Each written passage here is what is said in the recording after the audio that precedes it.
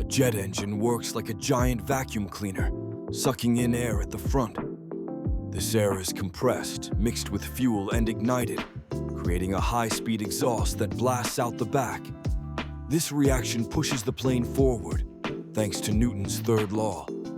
For every action, there's an equal and opposite reaction. The engine's turbine spins, generating power, while the fan blades at the front provide thrust. It's a perfect blend of physics and engineering, allowing us to soar through the skies at incredible speeds. Understanding this process reveals the magic behind every flight.